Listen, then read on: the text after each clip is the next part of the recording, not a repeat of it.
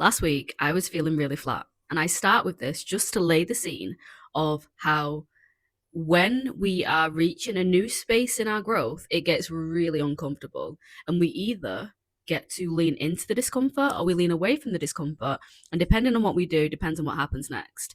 I am in a brand new space this week, but it got me thinking most valuable things that I've learned by leaning into pain rather than away from pain.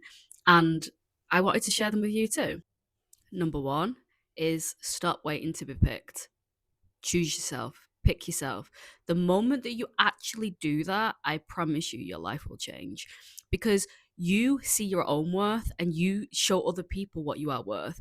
People are attracted to and magnetized towards people who know indefinitely their worth, not depending on their appearance, not depending on all their successes, but like authenticity is the highest vibrating frequency, literally proven.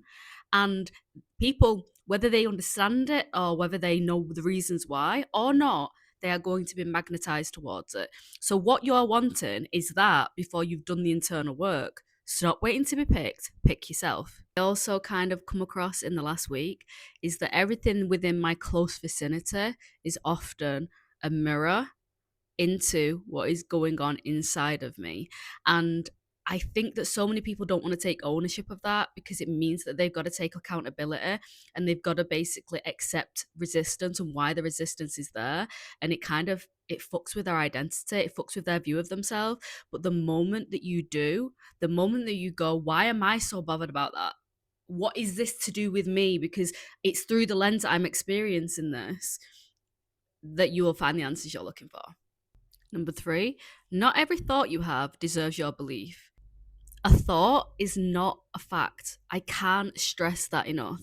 If I have my hand like this and I think to myself, open it, but I've made the decision not to open it, I'm not opening my hand. Not everything that I think has to become contracted to my identity and who I am. I can literally think anything right now, but that doesn't mean that's who I am. What I choose to do with that will become interwoven with who I am.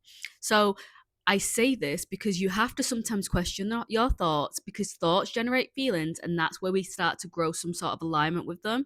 Are they coming from a place of fear?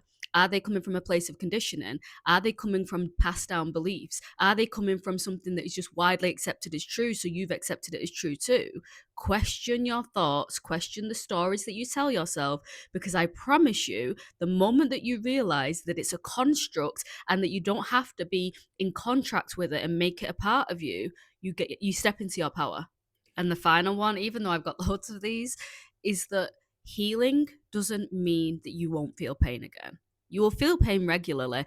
As you begin to grow into a new version of yourself, you will find the discomfort of the new glass ceiling that you've hit will become unbearable.